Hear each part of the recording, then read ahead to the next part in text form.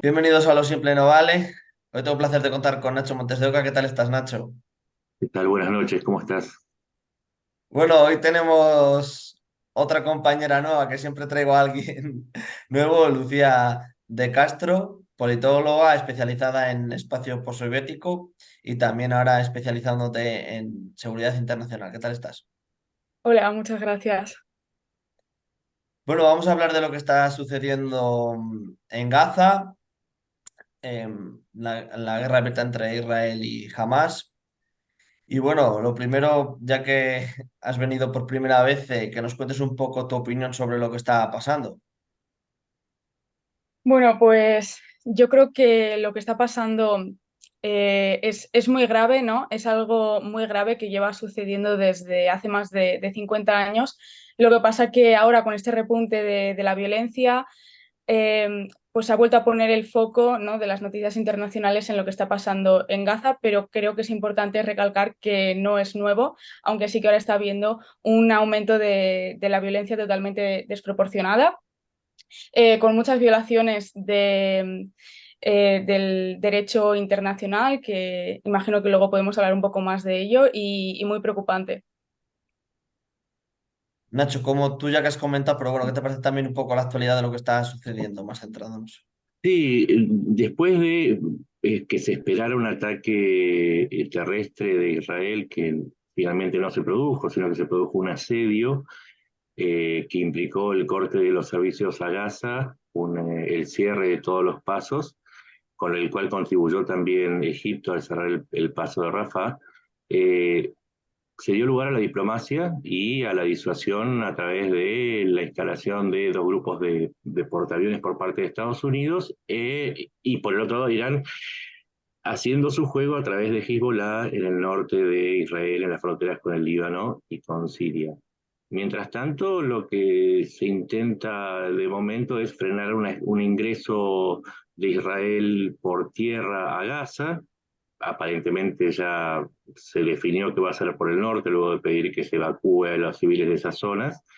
Y a partir del ingreso de Israel a Gaza, si es que se produce, hay una posibilidad mínima, mínima, pero, sí, pero seguramente se va a producir, empieza la segunda parte de esta crisis. Hay que ver la respuesta tanto de Hezbollah como de Irán, hay que ver la respuesta de Estados Unidos de Israel y de Estados Unidos y sus aliados a este ingreso, y la respuesta del mundo árabe, tanto de los gobiernos como de los pueblos, porque el estado de inestabilidad que en este momento se vive en toda la esfera islámica, particularmente en lo que va desde Egipto hasta Afganistán, diría, incluyendo una parte de Pakistán, es inmenso. Hay un potencial de ampliación del conflicto que no solamente involucra a los países, sino que también implica desatar tensiones que ya existen dentro de las sociedades. O sea, no es de ninguna manera un conflicto bilateral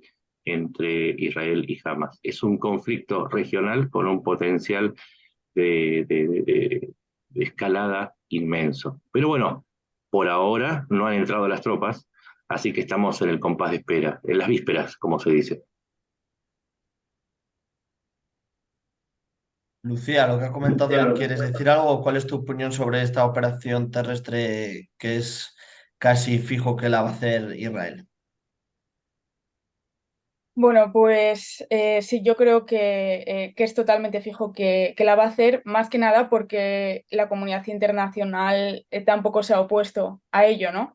Si ha habido llamadas de respetar el derecho internacional y de no atacar a los civiles, han sido muy, muy suaves, porque principalmente se está poniendo todo el foco en el derecho de autodefensa de Israel, que creo que desde una lectura viciada, ¿no? Porque al final el derecho de autodefensa no cubre bajo ningún caso el masacrar poblaciones civiles intencionadamente, ¿no?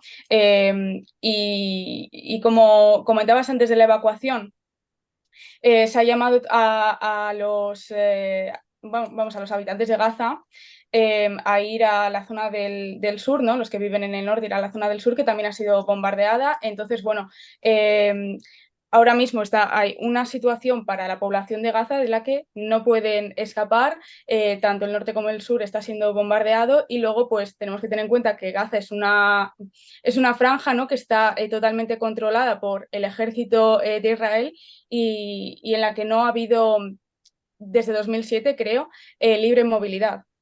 Entonces, esa operación pues va a seguir teniendo muchísimos más costes para la población. Sí, y además tiene una serie de requisitos o de condicionamientos. En primer lugar, que hay más de 100 personas que dentro de los 1.300 asesinados hubo un cálculo por parte de Hamas que fue tomar estos prisioneros que van son meses de edad hasta personas ancianas, incluyendo una sobreviviente de Auschwitz, eh, para tenerlos como rehenes, como escudos humanos, con lo cual es un primer requisito avanzar y por lo menos en la tradición de Israel, desde Entebbe en adelante, la idea de tratar de rescatar con vida a los cautivos es una premisa bastante fuerte. Pero la segunda, y tiene que ver más con lo militar, no es muy sencillo lo que se le plantea a Israel, es meterse en Gaza City, una zona plagada de callejones, de túneles, de posiciones preparadas, por una población hostil, que por más que se haya llamado una evacuación, hay una población hostil que permanece en el lugar y que está cargada de rabia por los bombardeos previos. Entonces, no, una cosa es centrar, otra cosa es lograr los objetivos.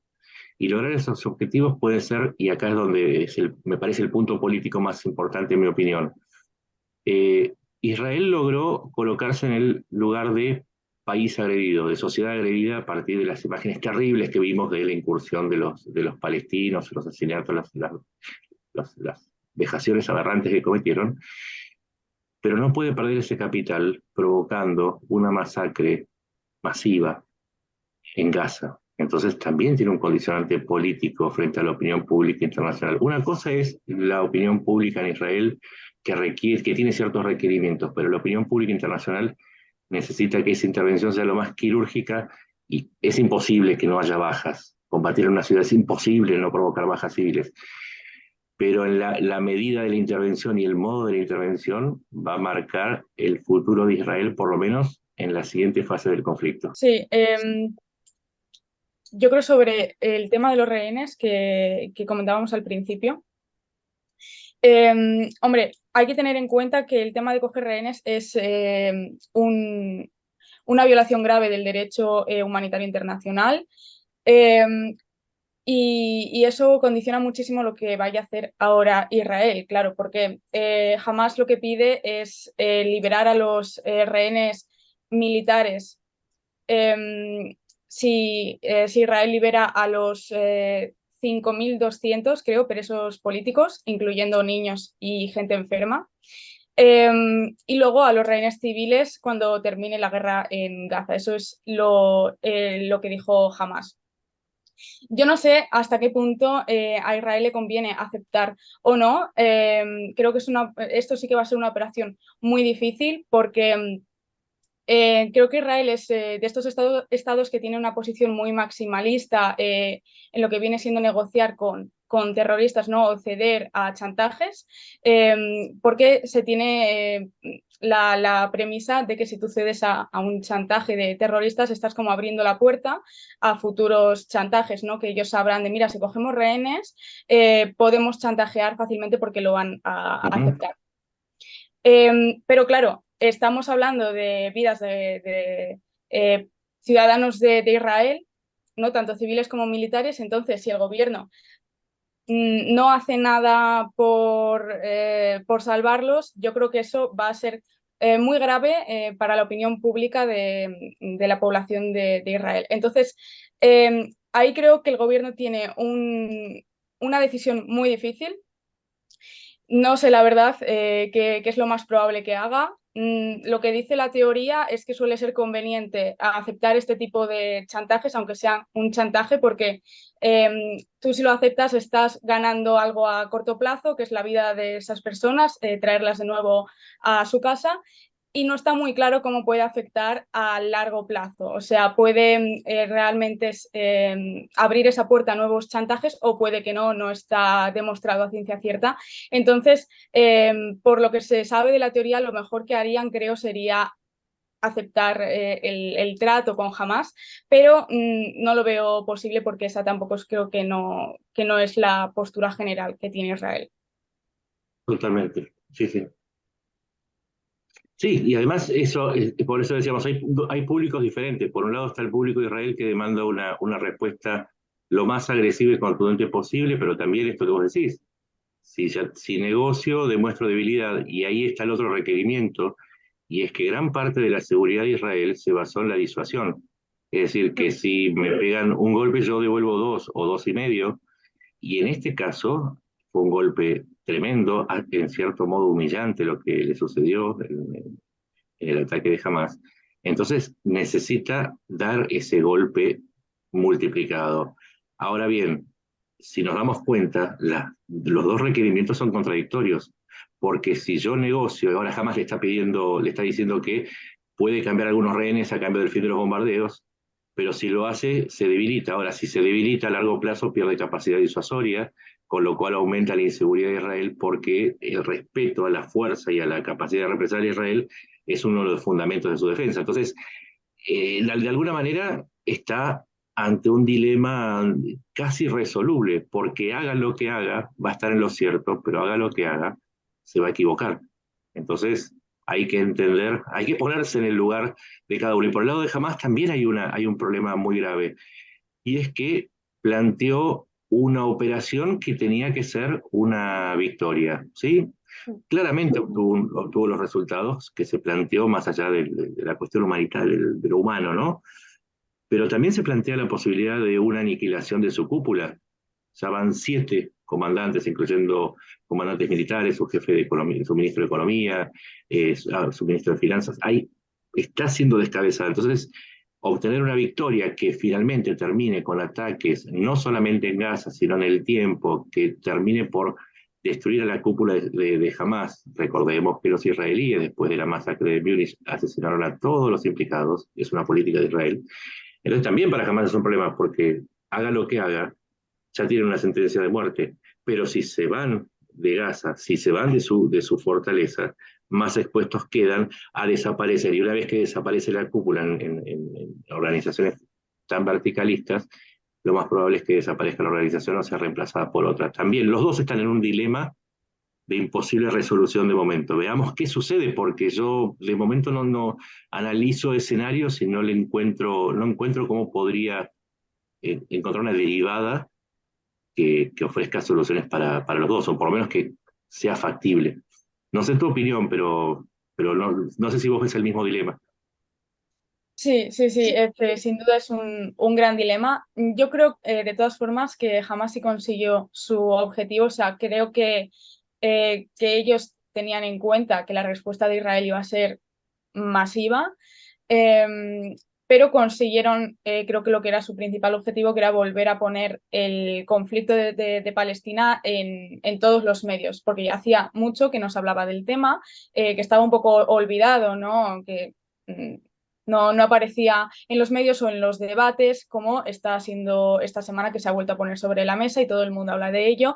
Y lo que se ha demostrado es que este conflicto entre Palestina e Israel sigue muy presente. Creo que ese era el principal objetivo que tenían. Y ahora el haber cogido rehenes, pues les da un poco un punto de ventaja en el sentido de que, bueno, al menos pueden intentar hacer este chantaje con Israel a ver si funciona, que yo creo que al final no va, o sea, que no creo que Israel lo vaya a aceptar, pero creo que a Hamas no le ha salido mal, aunque ahora pues como dices, es posible que la cúpula desaparezca, pero yo creo que eso ya lo tenían previsto y que el principal objetivo lo han conseguido, que era pues eh, volver a que se hablase de esto.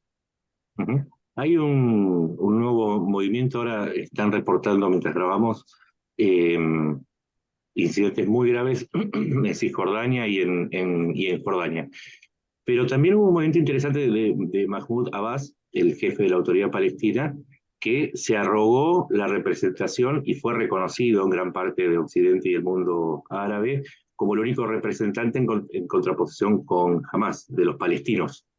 Con lo cual, acá tiene un doble logro.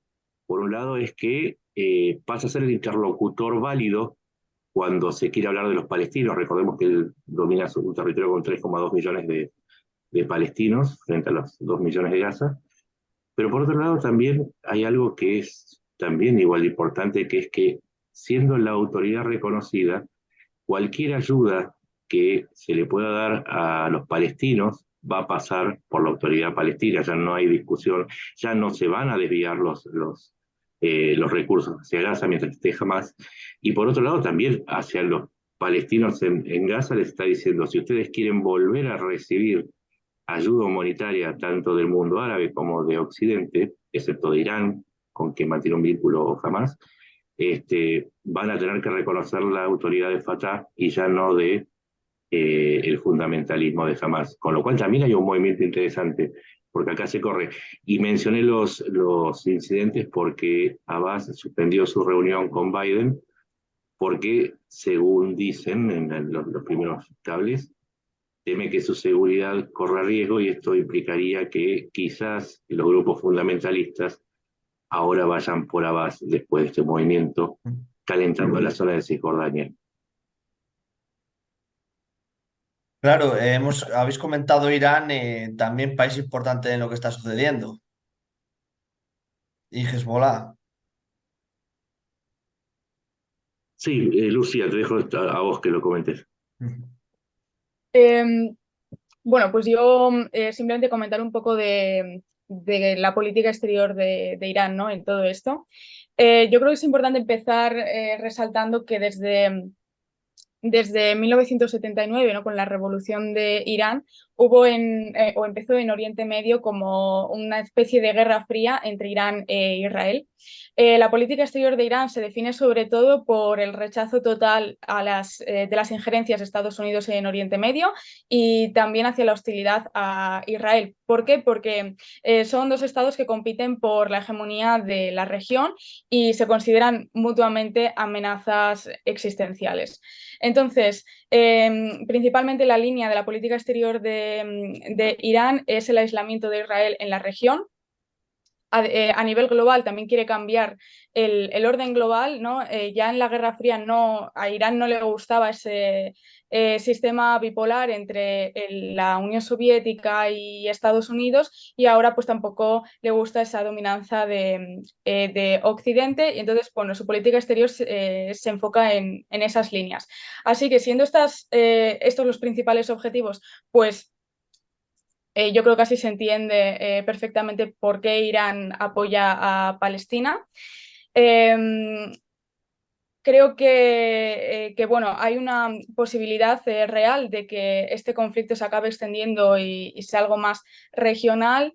Sin embargo, creo que Irán no va a intervenir, ¿no? Directamente en el conflicto, sino que en todo caso lo que hará será pasar ayuda financiera o militar a las milicias que, como Irán, están en contra de Israel, como Hezbollah del Líbano, eh, la Fuerza de Movilización Popular de Irak, creo, y bueno, otros grupos en Afganistán y, y Pakistán. Entonces, bueno, de hecho, la misión de Irán en la ONU dijo que no intervendrían directamente en el conflicto a menos que Israel atacase a Irán. Creo que es algo que de momento no va a pasar, así que creo que de momento el papel de Irán va a ser indirecto.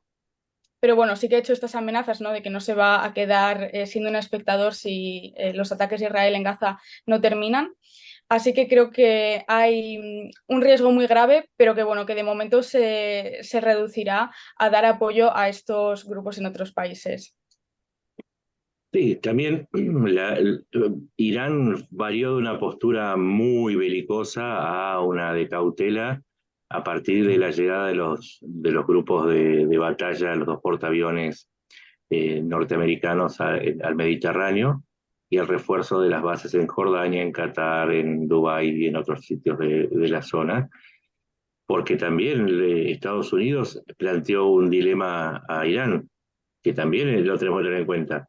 Si bien Israel puede hacerle frente a los dos desafíos simultáneos de Gaza y un ataque de Hezbollah, eh, la presencia de Estados Unidos es redundante para un conflicto en Gaza y en el norte de Israel.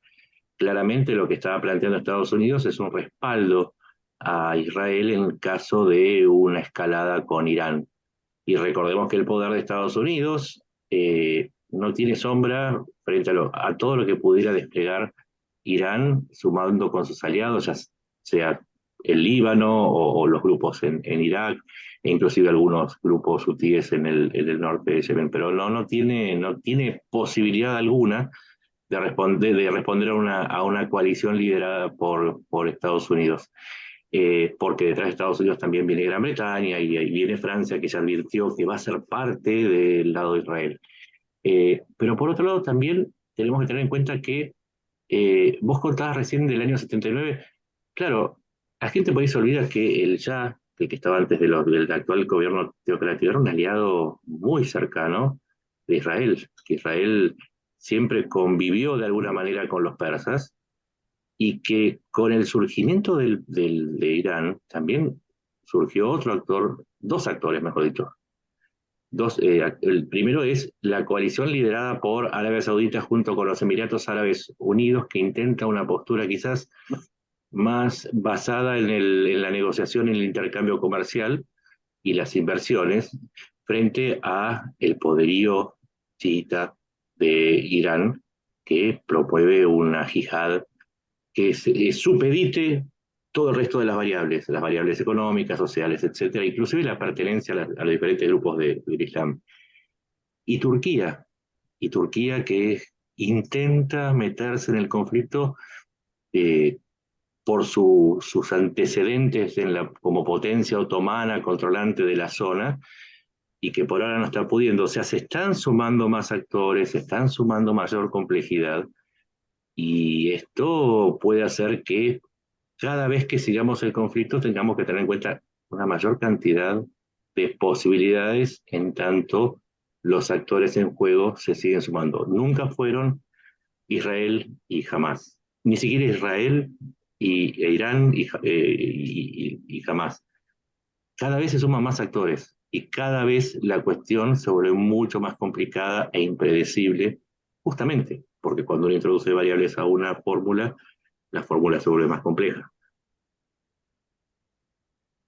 Sí, totalmente de acuerdo con el análisis que has hecho. Cada vez es más complicado. Sí, yo no sé con vos, desde la óptica de la seguridad, vos cómo ves, cómo analizás el escenario inmediato a partir de la irrupción terrestre de Israel en Gaza.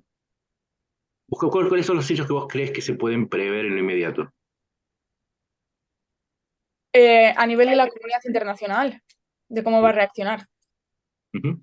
Mm, yo no estoy segura de que vaya a haber una gran reacción. O sea, por ejemplo, creo que lo que ha dicho Irán puede quedarse fácilmente en amenazas, ¿no? Para ver si con amenazas puede disuadir, pero como has explicado, detrás de Israel está Estados Unidos, detrás de Estados Unidos están otras potencias.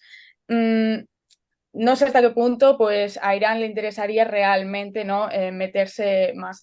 Creo que es un conflicto que, aunque hay muchos países con muchos intereses, tener una participación directa es algo que lo veo pues más difícil. O sea, yo creo que en principio, cuando empiece la operación en Gaza, pues creo que habrá condenas, ¿no? De la ONU o tal por los efectos sobre la población civil, pero creo que generalmente habrá bastante pasividad, a menos que se vaya alargando y que se llegue a un punto en el que realmente los diferentes países tengan que intervenir, ¿no? Pero de momento yo creo que sobre todo habrá pasividad.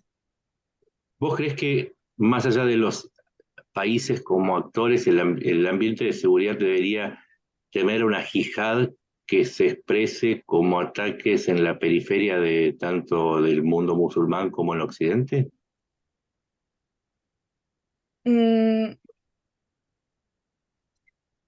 o sea, ¿te refieres a que aumente? Actos terroristas, que Hezbollah, a través de Irán, Hezbollah Mm. despliegue una nueva guerra terrorista con golpes sorpresivos y ya no haya que analizar golpes de enfrentamientos militares, sino un ambiente de inseguridad global. Bueno, yo creo que eso sí puede ser una posibilidad en muchos países de Oriente Medio, potencialmente en Europa. De hecho, hay, bueno, en Francia siempre hay frecuentemente, ¿no?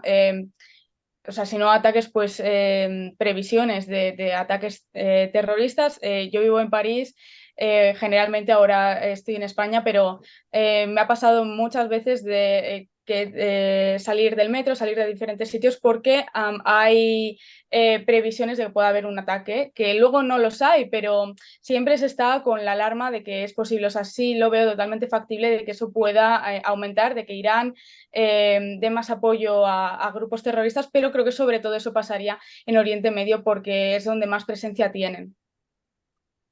Bien, sí, sí, sí, porque justamente estas tensiones entre la construcción de un Estado árabe o islámico, moderno, integrado al mundo a través de las inversiones, mundiales de fútbol o lo que fuese, se contrapone con el otro modelo, que es el modelo de la yihad, que es el que lidera Irán, y también estos microataques, un poco la expansión de los conflictos a otras zonas, el modelo de los hutíes atacando a los Emiratos, a los sauditas, supone un riesgo diferente. Y en cualquier escenario, si vos no terminás con la organización terrorista, claramente se esparce. Y si no terminás con el promotor, que es Irán, va a seguir continuando porque donde se termina con un grupo, surge otro. Es como una hidra, una cabeza se corta y surgen una o dos más. Detrás de Hamas está la Yihad Islámica, y detrás de Hezbollah algún otro grupo puede surgir con otro nombre, con otros líderes, pero con los idénticos medios. O sea que también en ese escenario tenemos que pensar si esto no podría provocar un ambiente de inestabilidad que llegue hasta el punto de generar un cambio de gobierno dentro de alguno de los países de la zona. ¿Vos crees que es posible que, por ejemplo, no sé, en países como Jordania, Egipto o cual fuese, es posible que un ambiente de tensiones o de violencia genere un cambio de regímenes a favor de uno u otro de los bandos? Hombre, si se intensifica la violencia, el terrorismo, yo creo que sí, sí es muy posible que haya cambios drásticos. Aunque también pienso que Irán internamente es un país bastante inestable, ¿no? O cada vez más inestable, que no quiere decir que mañana vaya a haber un cambio de régimen en Irán, pero sí creo que a largo plazo hay un cambio que ya se empezó a gestar pues el año pasado cuando vimos todas estas protestas masivas en Irán, porque al final es un régimen teológico con una sociedad crecientemente, eh, ¿cómo se dice? Como secularizada. Ujú. Yo creo que crecientemente, ¿no? No es algo que vaya a pasar ya, pero que el germen de ese cambio ya está en la sociedad y por lo tanto antes o después habrá un cambio interno en Irán y quizá eso cambie muchas dinámicas. Coincido, es el núcleo de donde está surgiendo todo este problema. En realidad, la- el conflicto de Hamas es algo que surge del núcleo. Si fuese el Señor de los Anillos, sería Mordor, que es de donde surgieron todos los problemas. Sí, sí, pero coincido con lo que decís. Hay un devenir lógico y hay una excentricidad que es Irán, y si algo va a cambiar de fondo tiene que ser a través de Irán. El resto de los países tienen su lógica incorporada al proceso mundial. Es Irán el factor, no, no Irán, no como país, es el régimen teocrático iraní el factor de distorsión de este proceso regional. Sí, sí, coincido. Pues sí, sí es lo que quisiste decir. Sí. La pregunta es si vos crees que si el origen de toda esta distorsión y toda esta crisis proviene de Irán, y su apoyo, su derrape de la lucha palestina desde un pedido de autonomía y de territorio a una yihad, si el factor que tendría que ser sacado de la ecuación es Irán y a partir de ahí digamos, se encaminaría el proceso de otra manera. Em, a ver, yo creo que Irán, bueno, pues el apoyo que le da a Hamas, por supuesto, es importante, ¿no? En todo este escenario, pero incluso si esa influencia que tiene Irán dejase de desapareciese, dejase de ser tal y como es ahora, tampoco creo que supusiese un cambio significativo en la situación de Palestina e Israel, porque si no fuese Hamas con el apoyo de Irán, sería otro grupo. Porque al final creo que hay bastante parte de la población de Palestina que no quiere decir que soporte, que apoye, perdón, el terrorismo, pero sí es la idea de la lucha armada. Y de hecho, creo que en Palestina no se concibe jamás, tampoco generalmente, como un grupo terrorista, sino como una organización política que apuesta por la lucha armada. Y eso seguiría existiendo incluso si jamás desaparece y si no está el apoyo de Irán, sería por otros medios, pero siempre habrá un grupo que apueste por la sí, por la lucha armada, porque al final pues estamos hablando de un contexto de ocupación, ¿no? Y de que muchas protestas que ha habido a lo largo de estos años pacíficas pues han sido reprimidas o no han servido para mejorar la situación. Entonces el germen de todo, que es el que crea la violencia, ¿no? O el terrorismo o el apoyo a la lucha armada, pues va a seguir ahí incluso si las cosas cambiasen en Irán. Sí, está bien, entiendo lo que decís, sí. Sí, sí, y también tiene que cambiar la relación entre Occidente y los países árabes, que pareciera ser que cada vez es más de competencia y ya no de esa obediencia que tenían los países de la región hacia los dictados de uno u otro bloque, no solamente hacia Occidente, sino hacia los soviéticos en la época de la Guerra Fría. Aparentemente lo que indican Arabia Saudita y los Emiratos es que quieren tomar las riendas de sus asuntos, y eso también a futuro puede llegar a ser una fuente no de disputas armadas, pero sí de competencias políticas que no las estamos viendo claramente hoy, digo, por la crisis. Mm. Sí, ¿Vos creés que es posible que en el futuro, desde la política, los árabes u otra potencia tomen el control de la región o por lo menos de los asuntos políticos de de la región con un carácter propio? pues sí, sí podría ser, pero no sé, la verdad, no sé qué decirte con o sea, eso. No, no, está bien. No, bueno, porque justamente una de las cosas que estamos hablando es como, esto es una especie de cálculo, ¿sí? Casi matemático, en donde uno va poniendo factores y va viendo cuáles son más relevantes y cuáles no, y cuáles afectan a la ecuación final. Y me preguntaba si también estamos en una disputa dentro del mundo islámico para ver quién se hace cargo de los problemas de la región en lugar de dejárselos a Occidente para que los resuelva. Hombre, sí, sí, sí, eso sin duda. Al final muchos de los países de la región pues tienen sus propias disputas, ¿no?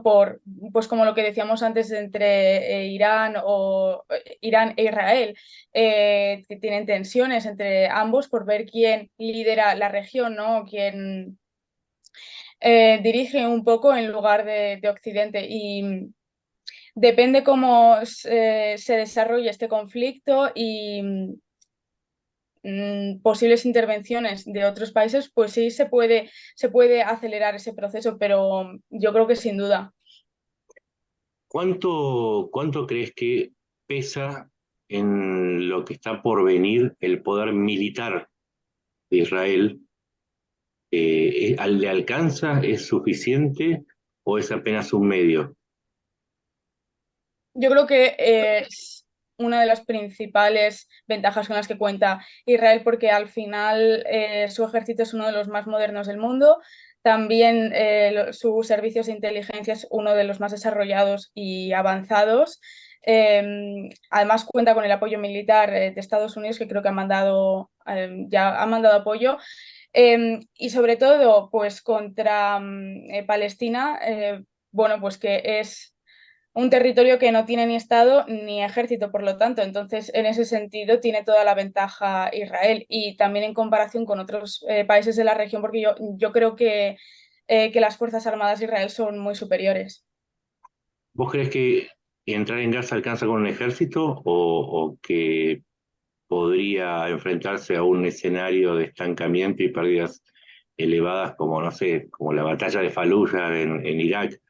¿Alcanza con un ejército para cumplir con el objetivo o el tamaño en ese momento se convierte en un inconveniente? Yo creo que pueden cumplir su objetivo en Gaza perfectamente porque o sea, no, Gaza no tiene medios para contrarrestar el poder militar de Israel, ¿no? Es como, por ejemplo, lo de Rusia y Ucrania. Si no es porque se envían armas a Ucrania, no habría tenido medios para defenderse del poder militar de Rusia. Pues lo veo un poco parecido, solo que de momento Palestina no tiene ningún apoyo militar, entonces no va a poder defenderse del poder militar de Israel. ¿Y cómo ves dónde ves que entra Rusia en en toda esta ensalada de países? Bueno, creo que las declaraciones de Putin fueron que esto demuestra una política fallida de Estados Unidos en la región. Creo que se iba a reunir con dirigentes de países de la región, pero yo no creo que entre con un rol, ¿no? Decisivo ni importante. Quizá de manera diplomática apoya a Palestina, pero creo que en- no creo que ahora mismo Rusia vaya como a entrar, no como un país importante en este conflicto. Sí, digamos que está empeñada directamente en Ucrania, que no tiene tanto Sí, arresto, que sus fuerzas en Siria apenas pueden controlar los avances del norte de los turcos y de las fuerzas rebeldes, en el sur no pueden ofrecer ningún tipo de resistencia a lo que decida hacer Hamas en Hezbollah. Eh, y mientras tanto, Estados Unidos no ha empeñado un solo soldado en Ucrania y está intacto y puede soportar estos dos frentes porque el segundo frente, eh, que es el primer frente, perdón, que es el de Ucrania, lo está apoyando con la ayuda de los europeos. O sea que de alguna manera Estados Unidos llega intacto, Rusia llega disminuido, y eso también hay que considerarlo dentro de este análisis que hacemos metiendo cada vez más jugadores, haciendo que se entienda cada vez más, pero también confundiendo mucho más a la gente porque tiene que estudiar, va a tener que ver varias veces este video para entender qué es todo lo que le estuvimos diciendo, todos los nombres y países que fuimos nombrando. sí, sí, sí, pero exacto, creo que Rusia está ahora pues 100% en Ucrania, ¿no? Que es su principal frente. Y, y no se va a meter de lleno en este conflicto como se podría hacerlo si no tuviese quizá el conflicto en Ucrania, quizás sí podría tener un rol más activo. Sí, además no se puede ir de Siria porque además del puerto, dos puertos en la costa siria que son imprescindibles para mantener su presencia en el Mediterráneo, una vez que está cortado el paso por el Mar Negro, controlado por Turquía, eh, Rusia tiene que sostener su peso estratégico, abandonar Siria por una ofensiva israelí, improbable que ataquen a los rusos, pero bueno, digamos que un debilitamiento sirio en una batalla hipotética con Israel haría que Rusia tuviera que cargar el peso de una ofensiva que no sabemos si la podría soportar y la obligaría eventualmente a abandonar la región y con eso ya bastante disminuida está Rusia con la pérdida de socios como para además tener que abandonar una región en la que siempre quiso estar y que recién cuando Siria le permitió estacionar sus tropas, pudo cumplir su sueño. Recordemos que durante la Guerra Fría eh, podía enviar asesores, podía enviar armamentos, pero nunca se pudo dar el lujo de tener una base permanente en un país. Lo logró recién hace unos años cuando Siria entró en la guerra civil. Pero sí, es un poco, es complicado, es muy complicado el panorama, Sí, desde lo político, lo diplomático, desde la seguridad, desde lo militar y desde lo religioso, cultural, porque está plagado de líneas de fisura y uno nunca sabe cuál de esas fisuras se va a convertir en una grieta y en qué momento va a suceder. Que van a crecer las grietas, las fisuras, seguramente, pero lo que domina es la complejidad y la imprevisibilidad del escenario, porque no sabemos por dónde va a saltar ni mm, cuándo. Lo que sí estamos seguros es que algo está por suceder y todos vivimos el día a día con la sensación angustiante de no saber qué es lo que va a suceder.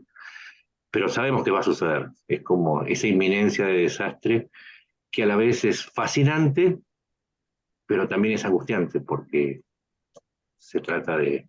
Nada, ahí el otro día se da cuenta 240 millones de personas implicadas en todos los escenarios posibles.